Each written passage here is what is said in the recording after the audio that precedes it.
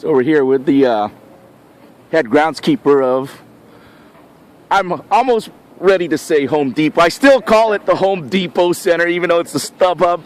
I'm like that with a lot of venues because, you know, venues, you never know when they change their names, how often, you know, the way they change them these days. And yeah, I grew up with the name Home Depot, and I still every now and then call it the Home Depot Center. Yeah, there's some of us around here that still do too. Yeah. Absolutely. And in 6 years, it'll probably be something different. So. If that. Yeah. I mean, I remember up north, Giants, they went through 3 name changes in just their first 6 seasons. Went from Pac Bell to SBC to AT&T. Yep. The running joke was, well, it could have been worse. We could have been Enron Field. Yeah. Or you could have been Edison, like we were at the Angels. Oh, yeah. So, right here is where the stage was set up for a concert last week, Wango Tango. And so you were saying earlier that there's a process here where they roll out instead of replacing the sod. Yeah, what we'll do right here is so obviously on this side right here, we didn't replace the sod. This is the start of the sod. So what we'll do to get these lips that are a little bit higher, we'll get a 2-ton roller. We'll roll across it. We'll actually roll across the whole north end just to make sure the field is flat again. And we'll go through. Over there we got David, who is checking for low spots and high spots. He'll flag low spots, also flag high spots. Any high spots will come through with a tamper, and we'll tamp down. Any low spots, we will lift up, add a little bit of sand underneath to get that surface back to being flat again. Okay, so the players, they can actually tell the difference when they cross a certain end of the field. Yes, they will be able to tell, and I don't know necessarily if it's going to be on the footing, but they will be able to tell ball roll. The ball roll is going to be a little bit different from this side to the south side to the north side. North side over here has actually been resodded with Bandera Bermuda, which is very lightly overseeded. You can tell just by the difference of color. The darker color is the ryegrass, and the lighter color on the north end is the Bermuda. And if you look to the south side, it definitely has more ryegrass in it. So the difference of the ball roll, they're going to be able to slightly tell. It should slow down just a little bit more when they cross this side. But our goal is to make it so it's not too noticeable for them, and the ball roll is even on both sides. Oh, okay.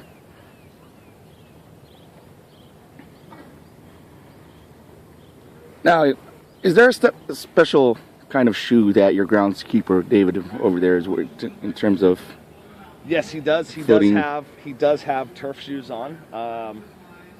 All my guys have turf shoes. We actually buy them once a year. Buy them shoes, there's really nothing too specific about it. Just the bottoms of them aren't really knobby. They're kind of flat. Yeah. Just so it just helps so we don't damage the turf. Now, when it comes to the surface, is there a preference of how the players and the coaches or the personnel, how low they want their grass prepared? There is. It all depends on which player and what position he plays. The defenders like a little bit slower. The guys up front like a little bit faster. And the coach wants it fast all the way around. So pretty much before every game, we will what we call syringe the field. We'll water it down, which makes the ball roll a little bit faster, gets a little slick. And depending upon the position, I'll ask some of the players if they want it a little slick, a little slower. So in the areas they want it slower, I put less water. Areas where they want a little bit faster for the guys up front, I'll put a little bit more water out there for them.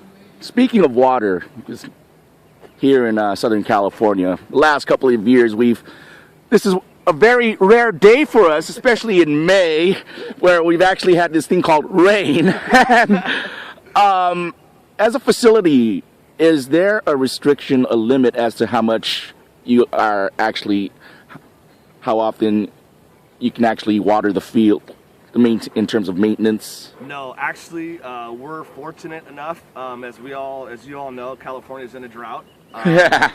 But we use reclaimed water. Oh, all right. So we don't have a restriction, but even though we're on reclaimed water, I still welcome this fresh water that's coming down, because the reclaimed water isn't the best, but we're not on any kind of restriction. We can use as much water as we need. Oh, okay. And the reclamation is within the facility? No, no. We get the reclaimed water actually comes from a recycle plant out of El Segundo. Oh, okay. And it travels. I mean, it goes. Some golf courses use it. A lot of the power plants that are down in San Pedro use it for their water cooling towers. Yes. And then we're kind of piped into that, and they send us some. I call it dirty water. But it allows us to use as much as we need. Oh, okay. Without being on a restriction. Now, this being a facility that operates year-round, is the surface here pretty much the same?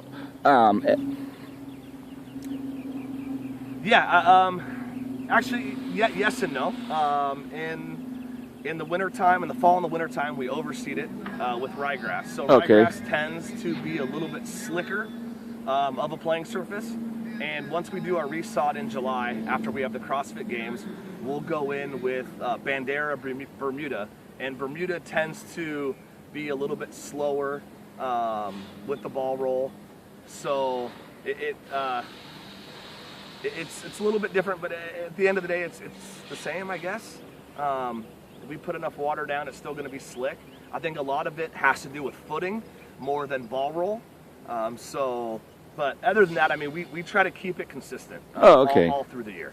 Now, in terms of also field maintenance, because having to go from concert, Wango Tango, back to playing surface, again, this doesn't get replaced. Now, how long does it take to be able to get this back in this end of the field, back in game condition where both visually from a fan standpoint and the players don't even notice it? That will generally probably take about 2 weeks. I would say by the Galaxy game on the 27th, you won't even be able to tell that we resodded it or anything. All those seams that you see right now will have grown together, blended together, and it'll be just like it was before. Now, being that, again, events happen here throughout the year, if there were to be some other sporting event like this weekend, I guess there's a women's soccer event going on, would there be sort of a rush would you have to ever replace this end with another type of sod that would be rolled out? No. No? We wouldn't. No. I mean, only time it really needs to be done is after a concert. If there was any other sporting event, I would do it the same. Each one of these rolls that you see weighs about a ton, so it's not going to come up. The corners won't flip up. It'll be flattened down enough and to where the playability you won't even be able to tell. Oh, okay. Now, football games are also hosted here. We have high school CIF tournaments here around December, and every now and then, like last year, UCLA had their spring game here. What's the difference between maintaining soccer conditions and football? Does the field get more chewed up during football play as opposed to soccer? Yes, football definitely, in between the hash marks down the middle of the field is where most of the play is, and for football, so that area tends to get beat up a little bit more. And for soccer, it's along the wings, so it's along the outside and in the goal mouth. So the wear is different patterns on the field. And of course, being here in LA, I guess there isn't as much preparation along the hash marks for football here as you would maybe in other parts of the country, where on TV, visually, again, it would be obvious that the preparation along the hash marks, especially around November and December, is different from other parts of the field where the receivers would be. Yeah, generally because you're talking November, December is end of soccer season.